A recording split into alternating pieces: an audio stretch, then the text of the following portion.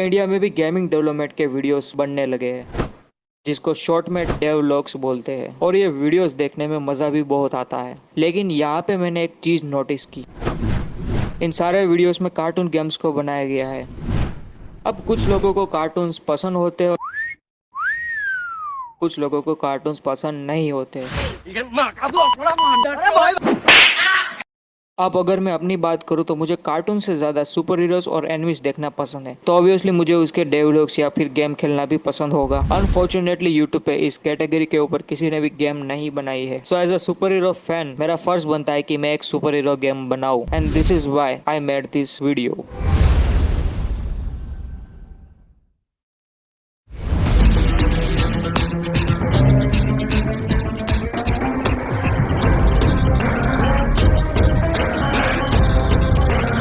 मजा नहीं आ रहा है। म्यूजिक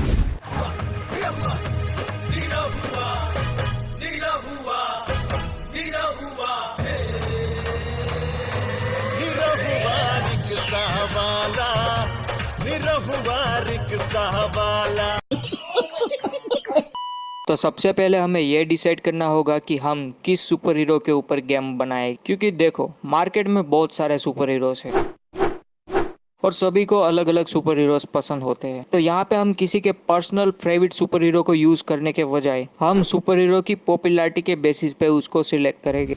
अब यहाँ पे हमारे दिमाग में 3 नाम आते हैं, Spiderman, iron man and Thor. अब इन तीनों में से सबसे पुराना है स्पाइडरमैन, तो ऑब्वियसली इसकी फैन फॉलोइंग कुछ ज़्यादा होगी। सो हम यहाँ पे स्पाइडरमैन के ऊपर गेम बनाने वाले हैं।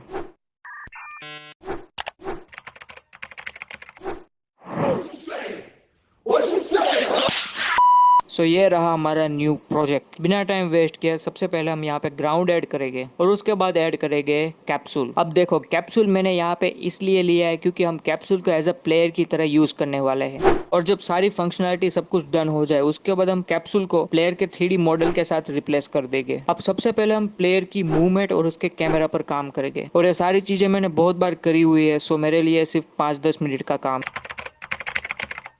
सो यहाँ पे मैंने एक जॉयस्टिक ऐड की है जिससे हम अपने कैरेक्टर को मूव करवा पाएंगे। अब यहाँ पे 2 और चीजें मिसिंग है, पहली तो है स्प्रिंट और दूसरी है जंप। इन दोनों फंक्शनलिटी के बिना गेम खेलने में कुछ ज्यादा मजा नहीं आता, तो थोड़ा सा और कोड करने के बाद ये दोनों चीजें अब गेम के अंदर ऐड हो चुकी। और अभी बारी आती है गेम में मेन चीजें ऐड करने की, जो की है स्पाइडरमैन की एबिलिटीज। अब स्पाइडरमैन के पास कुछ ज्यादा एबिलिटीज है, और इतनी सारी एबिलिटीज को गेम के अंदर डालेंगे तो कुछ ज्यादा ही टाइम लगेगा, इसलिए मैंने डिसाइड किया कि मैं स्पाइडरमैन की मेन एबिलिटीज को ही गेम के अंदर ऐड करूंगा, जो कि है स्विंग एंड ग्रैपल। अब स्विंग उसे कहते हैं जब स्पाइडरमैन हवा में झूलता है, और ग्रैपल उसे कहते हैं जब स्पाइडरमैन किसी भी पॉइंट पे अपने दोनों हाथों से जाल फेंकता है और उसी जाल को खींचता है, जिससे वो उस डायरेक्शन में मूव होता है। ये दोनों एबिलिटीज बनाने के लिए हमें सिर्फ 2 कंपोनेंट्स की जरूरत होगी, पहला तो है स्प्रिंग जॉइंट एंड दूसरा है लाइन रेंडरर। अब इन दोनों कंपोनेंट्स को अगर बेसिक में समझाओ तो स्प्रिंग जॉइंट का काम ये है कि ये हमारे प्लेयर की पोजीशन से टारगेट पोजीशन के बीच में एक वर्चुअल कनेक्शन बना देगा, और उसी कनेक्शन की मदद से हम स्पाइडरमैन की तरह स्विंग कर पाएंगे। और दूसरा कंपोनेंट है लाइन रेंडरर, ये हमारे प्लेयर की पोजीशन से टारगेट पोजीशन के बीच में एक लाइन को ड्रॉ करेगा, और आगे जाके हम इस बेसिक सी लाइन के अंदर थोड़े से मटेरियल्स और टेक्सचर डाल के इसको प्रॉपर स्पाइडरमैन की वेब का शेप दे देंगे। अब हमें इन दोनों कंपोनेंट्स को कोड से हैंडल करना है, जो कि बहुत ही ईजी है। तो थोड़ा सा और कोड करने के बाद ये दोनों एबिलिटीज अब मैंने गेम के अंदर डाल दी है। जैसा कि मैंने पहले कहा था, जब हम प्लेयर की सारी फंक्शनलिटी डन कर लेंगे उसके बाद हम स्पाइडरमैन के 3D मॉडल को गेम के अंदर डालेंगे। लेकिन यहाँ पे प्रॉब्लम यह है कि मुझे 3D मॉडल्स बनाना नहीं आता है, तो अब हमें मॉडल इंटरनेट से फाइंड करने होंगे। लकीली यहाँ पे एक वेबसाइट है जिसका नाम है स्केचफैब। इस वेबसाइट पे तुम हाई क्वालिटी 3D मॉडल्स बिल्कुल ही फ्री में डाउनलोड कर सकते हो। तो यहाँ पे मुझे एक स्पाइडरमैन का 3D मॉडल मिला है जो कि कमर्शियल फ्री है, सो हम इसको आराम से गेम के अंदर यूज कर सकते हैं। सो मैंने इस 3D मॉडल को डाउनलोड करके गेम के अंदर इंपोर्ट कर दिया है, और अब यह गेम कुछ इस तरीके से लग रही है। अब बारी आती है गेम में एनिमेशंस डालने, क्योंकि बिना एनिमेशन के तुम देख पा रहे हो हमारा 3D मॉडल जो है वो बिल्कुल ही टी पोज के अंदर खड़ा है। सो गेम के अंदर एनिमेशन डालने के लिए पहले हमारे पास एनिमेशन होनी चाहिए, और मुझे एनिमेशंस बनाना नहीं आता है, सो फिर से हमें इंटरनेट से ही एनिमेशन को ढूंढना होगा। सो यहाँ पे हमारे पास एक वेबसाइट है जिसका नाम है मिक्सामो। इस वेबसाइट के अंदर तुम लोग 3D मॉडल्स या फिर एनिमेशन को बिल्कुल ही फ्री में डाउनलोड कर सकते हो, और इनको तुम कमर्शियल यूज में भी ले सकते हो। सो मिक्सामो में जाके मैंने idle, walk, run, jump, sprint, swing और भी बहुत बहुत सारी एनिमेशंस को डाउनलोड कर लिया है। इन सभी एनिमेशंस को मैंने गेम के अंदर इंपोर्ट कर दिया है और अब बारी आती है इन सभी एनिमेशंस को कोड के थ्रू कंट्रोल करने की। पूरे 2 घंटे दिमाग घिसने के बाद अब ये सारी एनिमेशंस कैरेक्टर के साथ वर्क करने लगी है। अब हम गेम में ऐड करेंगे एनपीसी, क्योंकि बिना एनपीसी के ओपन वर्ल्ड गेम अधूरी है। तो यहाँ पे मैंने एक एनपीसी को ऐड किया है। अब ये मत पूछना कि कैसे ऐड किया है। अगर तुम लोग चाहते हो कि मैं ट्यूटोरियल वीडियोस बनाऊं तो मुझे कमेंट में बताना। अगर कुछ ज्यादा ही बंदे एक्साइटेड है ये सीखने के लिए तो मैं इसका ट्यूटोरियल वीडियो बनाऊंगा। Back to the video. अभी तुम लोग एनपीसी के साथ फाइट कर सकते हो और अगर तुम एनपीसी की उंगली करके भागोगे और तुम्हें लगेगा कि तुम बच गए हो तो ऐसा नहीं है, वो तुम्हारे पीछे भागेगा तुमको पेलने के लिए। और यहाँ पे मैंने रैगडॉल भी ऐड की है, बट अभी भी कुछ फील नहीं आ रहा।